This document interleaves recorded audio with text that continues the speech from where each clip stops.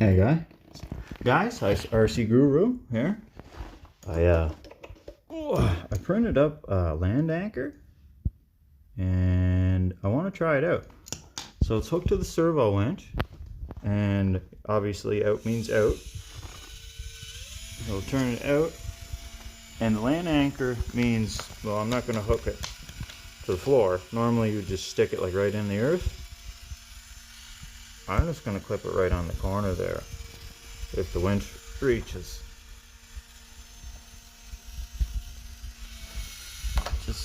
Oh, it's coming back in. Here, will it work? Look at that, all by itself.